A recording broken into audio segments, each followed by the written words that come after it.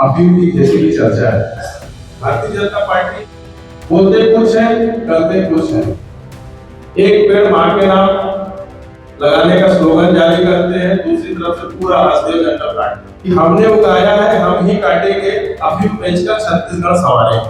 उनका फोटो है, मतलब सारे बड़े नेताओं के साथ फोटो है। रसूलपुर हमारे नेता है, इसलिए इस गांव में ये अफीम की अवैध खेती कर रहे थे और जो पकड़ में आ गए, जिसकी लागत लगभग 8 करोड़ रुपए।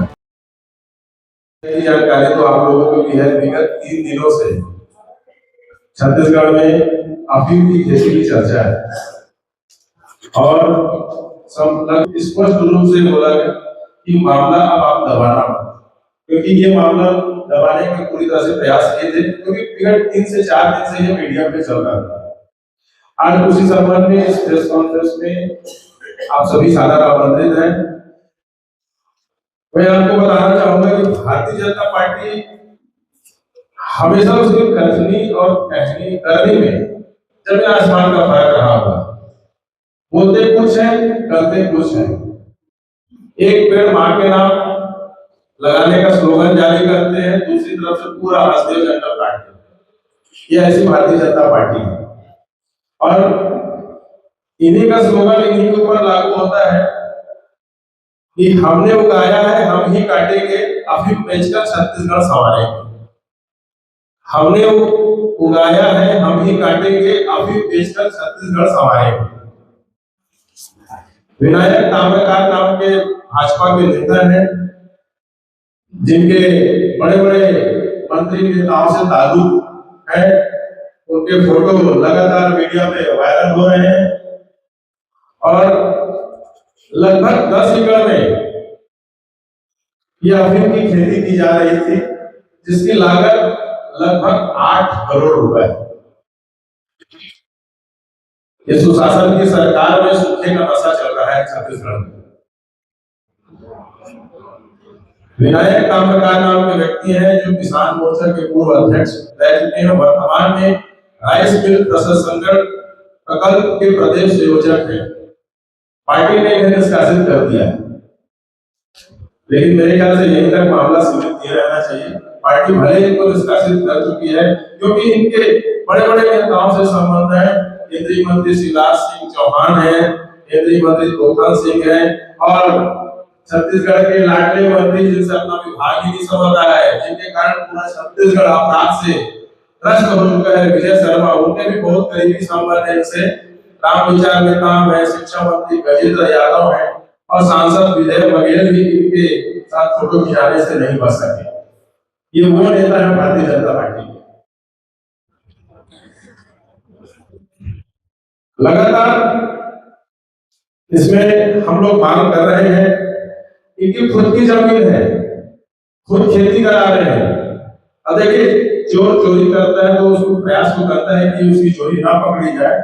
चारों तरफ मक्का और गन्ने की खेती हो रही है, बीच में अफीम की खेती हो रही है और इसकी निगरानी के लिए उन्होंने सीसीटीवी कैमरा भी लगाया है और बाकायदा उस स्थल तक कोई पहुंच ना पाए उसके लिए बाउंसर भी वहां में नियुक्त किए गए। ये इतना बड़ा काम अगर कोई कर रहा है तो बिना शासन सत्ता के संरक्षण में नहीं कर सकता। ये चीज आप लोग भी सम्मानित पत्रकार हैं, इस चीज को आप लोग भी बहुत अच्छे से समझते होंगे कि कितनी बड़ी मात्रा में खेती की जा रही है, जिसकी लागत 8 करोड़ रुपए है और अगर इन्हें सत्ता शासन का संरक्षण न मिल रहा हो तो संभव ही नहीं है कि इस प्रकार की खेती हो जाए। कि अगर उस गांव में समोदा नाम का गांव है, इनकी दादागिरी उस गांव में इतनी जबरदस्त है कि अगर वहां किसी व्यक्ति की मौत हो जाए तो उसको दफन करने के लिए उनसे फोन लगा के पहले परमिशन लेना पड़ता है। ये इतना रसूख रखते हैं भारतीय जनता पार्टी में। अगर इनका फोटो बड़े नेताओं से आ रहा है तो कोई ये छोटी मोटी बात नहीं, रसूख वाले नेता है। इसलिए अफीम की खेती करने में भी भारतीय जनता पार्टी की सरकार, जिसकी कथनी और करनी में हमेशा अंतर रहा है, ये भारतीय जनता पार्टी सरकार है और उसके ये नेता हैं। यहाँ पे सूखे का नशा के कारण यह चर्चा में है और इस मामले में मैं तो गृह मंत्री विजय शर्मा से मैं लगातार आप आप लोगों के माध्यम से उनसे मांग करता रहा हूं कि वो अपने पद से इस्तीफा दे दें, क्योंकि गृह मंत्रालय एक बहुत महत्वपूर्ण मंत्रालय है जिसकी जिम्मेदारी ऐसे व्यक्ति को देनी चाहिए जो इसको बहुत ईमानदारी से निभाए। परंतु विगत 2.25 साल की छत्तीसगढ़ में भारतीय जनता पार्टी की सरकार है और मैं पूरी छत्तीसगढ़ की बात तो करूंगा, लेकिन कमों से कवर्धा जिले के कवर्धा विधानसभा की बात करूंगा। यहाँ का अपराध आप लोगों से भी छुपा नहीं। आए दिन लूट, मार, डकैत, बलात्कार, हत्या सामान्य बात हो चुकी है। हमारे पत्रकार भाई बहन भी इसके शिकार हो चुके हैं एक मामले में, ये भी आप लोगों को पता है। तो सारे लोग उनसे पीड़ित हैं और उनसे अब विभाग संभाल ले रहा है। मैं आज फिर सोशल मीडिया के माध्यम से सीधा उनको बोलूंगा कि वह अपने पद से इस्तीफा दे दे और पार्टी किसी जिम्मेदार व्यक्ति की पद दे जो छत्तीसगढ़ में कानून व्यवस्था को पूरी तरह से व्यवस्थित कर सके। पहला सवाल। दूसरा सवाल गृह मंत्री से है तो अपराधी के ऊपर वो बुलडोजर चला, उसके घर में बुलडोजर चलाने की कार्रवाई करते हैं।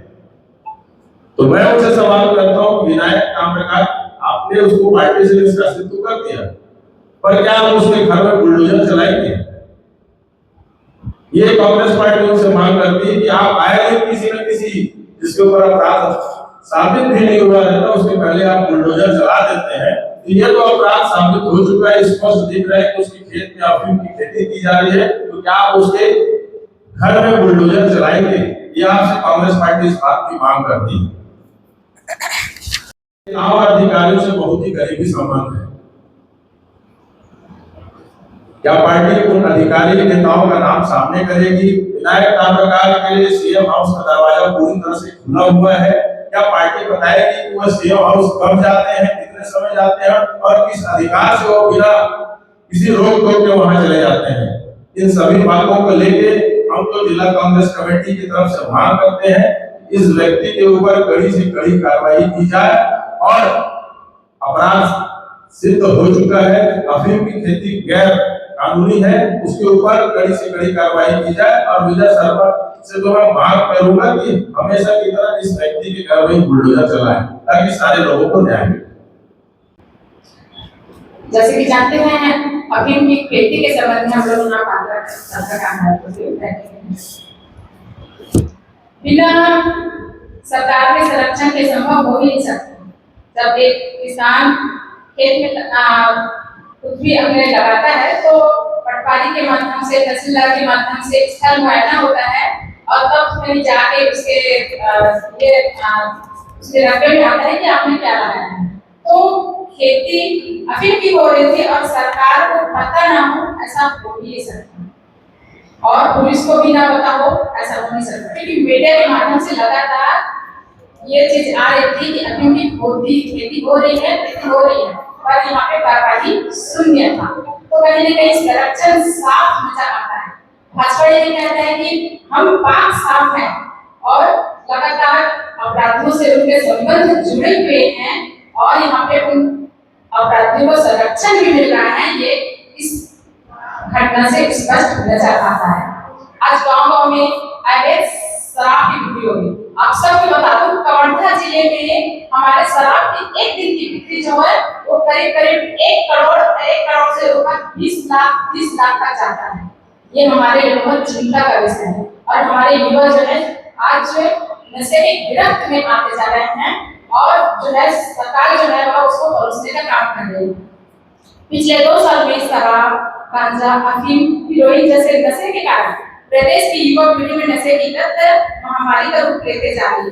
हुक्का के नाम से दुकानें खुली है, चाय कफे के नाम से दुकानें खुली है, यहाँ पे हुक्का बार भी चालू हो चुका है।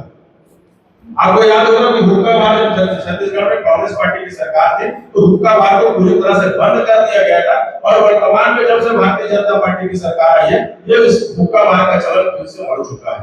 और मैं तो मांग करूंगा कि जो जगह की चाय सुट्टा, चाय कैफे की दुकानें खुली गई है, शहर में लगा बाहर में खुली गई है, वहां पे सिर्फ चाय के अलावा अन्य प्रकार की नशा भी परोसी जाती है। इसकी जांच भी की जानी चाहिए और अगर सही पाया जाता है तो उसपर बड़ी कार्रवाई की जाए।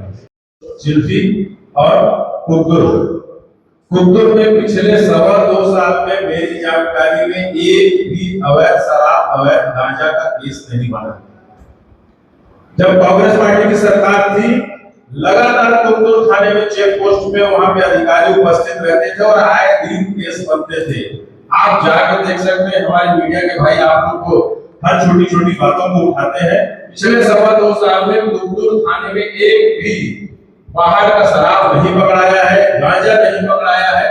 और ये 9 करोड़ का जो गांजा चेक पोस्ट से पकड़ाया है, ये अभी 9 करोड़ का चेक पोस्ट में गांजा पकड़ा गया। अभी मैंने 1.5 महीने वहां पे कुछ नहीं पकड़ाया, क्योंकि एक फॉर्मेलिटी रहती है। अब मैं दोनों थाने की बात कर रहा हूँ, दोनों थाने में आए दिन लगातार कार्रवाई होती थी, लेकिन अब ये कार्रवाई होती है सिर्फ एक फॉर्मेलिटी रहती है। 9 करोड़ का गांजा पकड़ा गया, आप नोट कर लीजिए, महीने 1.5 महीने चेक पोस्ट में किसी प्रकार की कार्रवाई नहीं मिलेगी। और कुंदूर थाने में तो पिछले 2.25 साल में किसी भी प्रकार की कार्रवाई नहीं हुई है। कांग्रेस पार्टी में सरकार थी, आए हुए वहां पे किसी न किसी प्रकार की कार्रवाई होती थी। खास करके हरियाणा और मध्य प्रदेश से जो अवैध शराब आता था, उसमें लगातार कार्रवाई होती थी, लेकिन 2.25 साल में कुंदूर थाने में किसी भी प्रकार की कार्रवाई नहीं हुई। जब अपराध की बात हो और कवर्धा उसे छूट जाए, खास करके कवर्धा विधानसभा की अतिशयोक्ति होगी। होली के दिन ये वो सरकार है जो होली के दिन दारू भट्टी खोल के दारू बेचने की प्रयास में थी। कांग्रेस इसका विरोध करी, जिसके परिणाम ये हुआ कि सरकार को झुकना पड़ा और होली के दिन शराब नहीं बेचे। अगर ये कहीं होली के दिन शराब बेच जाते तो मेरे ख्याल से कवर्धा शहर में कम से कम 8-10 मर्डर हो जाते। नगर पालिका के उपाध्यक्ष नैतिक अनैतिक पता नहीं किस प्रकार का काम है, मैं तो नहीं जानता, लेकिन उनकी दादागिरी एक वीडियो में देखने को मिली। तो ऐसे गृह मंत्री का ये कवर्धा विधानसभा है, ये अपने जनप्रतिनिधि पे भी कंट्रोल नहीं कर पा रहे।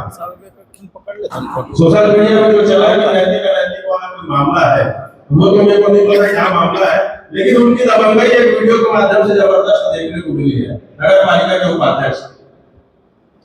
मैं आप लोगों के माध्यम से विजय शर्मा जी को स्पष्ट बोल रहा हूँ, आप अपने जिले में अपराध लगाम लगा लीजिए, नहीं तो बहुत जल्द जिला कांग्रेस कमेटी की तरफ से आपके कार्यालय का विरोध किया जाएगा, तगड़ा विरोध किया जाएगा, घेराव किया जाएगा, जिसकी आपने कभी कल्पना नहीं। और उनका ये आईडी देख लीजिए, बकायदा भारतीय जनता पार्टी का झंडा के साथ पूरी दमदारी से झंडा लेके खड़े हुए हैं, लेकिन गलत काम भी बहुत दमदारी से कर रहे छत्तीसगढ़ में।